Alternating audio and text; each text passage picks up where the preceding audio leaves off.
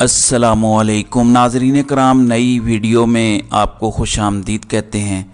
जलसे के हवाले से आपको कुछ अपडेट्स देना चाहता हूं। कुछ गैर मामूली चीज़ें आपके सामने लेकर आए हैं और पहला सरप्राइज़ आपके सामने रखेंगे। आज मुस्लिम लीग नून का असल इम्तिहान इस लम्हे शुरू हो चुका है। पहली बात यह है कि नवाज़ शरीफ का जहाज़ दुबई से पाकिस्तान के लिए उड़ान भर चुका है। इसका मतलब है कि उनका सफ़र शुरू हो गया है। अब जलसागाह के अंदर किस तरह के इंतज़ामात किए गए हैं, क्या कुछ इंतज़ामात किए गए हैं, सबसे पहले आगाज़ यहीं से करते हैं। नाज़रीन कराम, आपको पता है कि आज के जलसे के लिए सिक्योरिटी के कितने अहलकार डिप्लॉयड हैं। सिर्फ नून लीग के मीनार पाकिस्तान जलसे के लिए 10,000 सिक्योरिटी के अहलकार तैनात किए गए हैं। यानी इसमें स्पेशल ब्रांच के लोग भी हैं, इसमें पुलिस के लोग भी हैं, ट्रैफिक कंट्रोल करने वाले वगैरह वगैरह बहुत सारे लोग हैं। दूसरे नंबर पर मुस्लिम लीग नून का दावा यह है कि वो आज पाकिस्तान नहीं बल्कि इस खित्ते की तारीख़ का सबसे बड़ा इज्तिमा करने जा रही है। लेकिन आपको पहली सतह पर बताना चाहता हूँ कि जो टोटल पिंडाल है वो 10 से 11 एकड़ का है। अब मालूम नहीं कि 10 से 11 एकड़ का इज्तिमा एशिया का या इस खित्ते का सबसे बड़ा इज्तिमा कैसे हो सकता है।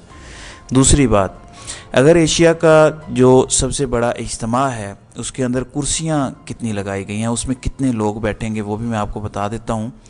और मुस्लिम लीग नून का दावा मैं आपको बता रहा हूँ, अपना नहीं या किसी और का नहीं। हम इस दावे को मानते हैं जो मुस्लिम लीग नून का अपना है। मुस्लिम लीग नून का कहना है कि जलसागाह के अंदर, पिंडाल के अंदर 40,000 कुर्सियाँ लगाई गई हैं। अगर 40,000 कुर्सियाँ आपने लगाई हैं तो इस पर क्या आप 4 लाख लोगों को बिठाएंगे? इसका फ़ैसला भी आप ख़ुद कर लीजिए। फिर मुस्लिम लीग नून कह रही है कि ये सबसे बड़ा इज्तिमा होगा, लेकिन उसके बावजूद मुस्लिम लीग नून का खौफ उनको कुछ खुलकर करने नहीं दे रहा। कैसे? आज जलसागाह के अंदर ड्रोन कैमरे के इस्तेमाल पर पाबंदी है।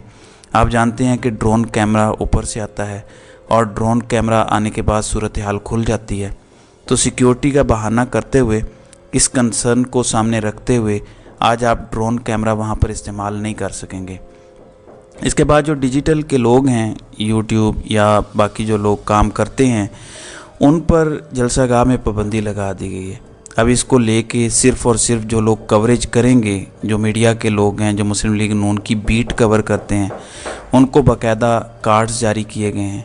इन कार्ड्स की बुनियाद पर ही वो कवरेज कर सकते हैं। ये बात हो गई अपनी जगह। अब सवाल सिर्फ ये पैदा होता है कि आखिर इतनी डिफेंसिव अप्रोच क्यों है। हालांकि मुस्लिम लीग नून चाहे तो खुल के खेल खेल सकती है और वो कहे कि हम आज फ़ैसला करेंगे और लोग खुलकर सारी कवरेज कर सकते हैं, लेकिन ऐसा हो नहीं पा रहा। मुस्लिम लीग नून बड़ी एहतियात के साथ चल रही है।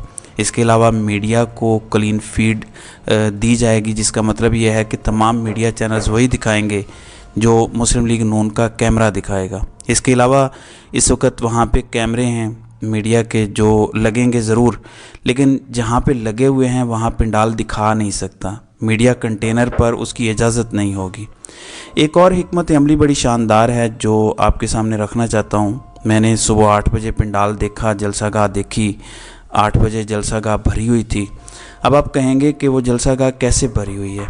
क्या कोई लोग आ गए थे? नहीं। मुस्लिम लीग नून ने एक तो 40,000 कुर्सियाँ जो लगाई हैं 10-11 एकड़ के अंदर, वो काफ़ी फासले पर लगाई हैं।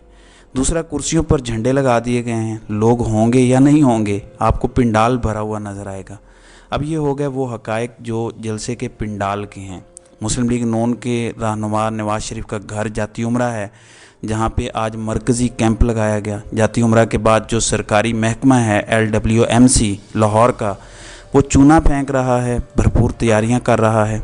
अगर इन सरकारी वसाइल के साथ और बकौल पीपल्स पार्टी रियासती रेड कारपेट के बाद भी आज वो रिज़ल्ट ना आया जो मुस्लिम लीग नून हासिल करना चाहती है, तो फिर मुस्लिम लीग नून आज क्या करेगी? ये एक बहुत बड़ा चैलेंज है।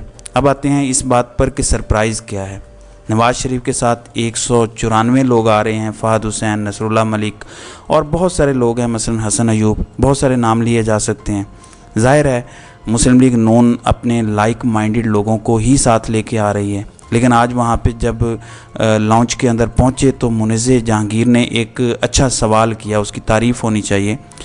उन्होंने ये सवाल किया कि नवाज़ शरीफ से सवाल किया कि जो आप जिसको मैं आप सरप्राइज़ कह रहा हूँ कि इलेक्शन के हवाले से आप क्या चाहते हैं।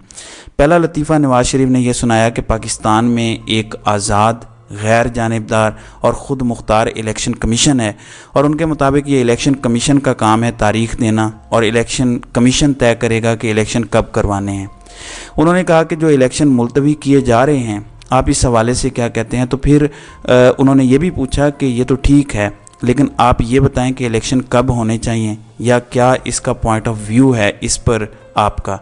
तो उन्होंने कहा नहीं, जो इलेक्शन कमीशन की तरजीह होगी वही हमारी तरजीह होगी। अब इसका मतलब बहुत वाज़ेह है। इसका मतलब ये है कि नवाज़ शरीफ वापस आ रहे हैं, लेकिन अगर आप समझ रहे हैं कि नवाज़ शरीफ की वापसी के साथ अपने टाइम पर इलेक्शन हो जाएंगे और जस्टिस काजी फ़ाइज़ ईसा ये जो सोमवार से केस सुनने जा रहे हैं, और अगर आप तवक्को रख रहे हैं कि फ़ैसला 90 दिन में इलेक्शन का आ जाएगा और अगर आ भी गया तो इलेक्शन 90 दिन में हो जाएंगे, तो ये गलतफहमी आप अपनी दूर कर लीजिए। अगर नवाज़ शरीफ के साथ चीज़ें तय हो के इस तरह से नवाज़ शरीफ को वापस लाया जा रहा है तो इलेक्शन भी फिर आइन के मुताबिक नहीं होने। इलेक्शन नवाज़ शरीफ के मर्ज़ी के मुताबिक होना है। काजी फ़ाइज़ ईसा की जानिब से आप देखते हैं कि आइन की मर्ज़ी वाला फ़ैसला आता है या नवाज़ शरीफ की मर्ज़ी वाला फ़ैसला आता है। फिर नवाज़ शरीफ ने एक और बात की कि हम मुल्क को ठीक कर सकते हैं। एक और बड़ी दिलचस्प बात नवाज़ शरीफ ने आज की। उन्होंने कहा कि मैं सुरखरू होकर पाकिस्तान जा रहा हूँ। अब मुझे नहीं मालूम कि नवाज़ शरीफ किससे सुरखरू होकर जा रहे हैं और क्या सुरखरू होकर जा रहे हैं। नवाज़ शरीफ जो गए थे वो भी तयशुदा प्लान के मुताबिक गए थे। नवाज़ शरीफ जो वापस आ रहे हैं वो भी तयशुदा प्लान के मुताबिक आ रहे हैं। ये मैं नहीं कह रहा, पीपल्स पार्टी कह रही है, जमात इस्लामी कह रही है, तहरीक इंसाफ कह रही है, तमाम अपोजिशन जमातें कह रही हैं सिवाय मुस्लिम लीग नून के। और उन्होंने एक और लाइन बोली, उन्होंने कहा कि हम 28 मई वाले हैं, 9 मई वाले नहीं। बिल्कुल ठीक है, पाकिस्तान में जब हालात बदलते हैं तो ऐसी ही बातें होती हैं। हालांकि यही नवाज़ शरीफ थे जिन पर तैयारे वाला केस बना था, और तैयारा पता है किसका था? आर्मी चीफ का। चलें, इसको भी आप भूल जाइए। यही नवाज़ शरीफ थे जिन्होंने सुप्रीम कोर्ट पर हमला किया और मुस्लिम लीग नून पर ये इल्ज़ाम है और ये इनके ऊपर लगता है, लेकिन चूँकि इस वक्त पूरे निज़ाम को नवाज़ शरीफ चाहिए, वही बात जो उस दिन एक जुमला था कि जब रियासती इदारे और रियासत आपको इंसाफ देने पर तुल जाएं और अगली बात जब आपको इक़्तिदार में लाने के लिए भी तुल जाएं, फिर अवाम चाहे या ना चाहे, फिर आपके लिए इंसाफ बनता हो या ना बनता हो, आपको इंसाफ भी मिलेगा, इक़्तिदार भी मिलेगा। एक सबक और भी है इसमें, वो ये कि नवाज़ शरीफ को इक़्तिदार से बहुत बार अलग किया गया। नवाज़ शरीफ वापस आ रहे हैं तो क्या ये सबक नहीं है कि जिसको पाकिस्तान में निकाला जाए फिर मजबूर होकर उसी को वापस लाना पड़ता है, भले उसकी कोई भी वजह हो। तो नाज़रीन इकराम, आपकी इस वीडियो के हवाले से क्या राय है? आप अपनी राय का इजहार कमेंट सेक्शन में ज़रूर कीजिएगा।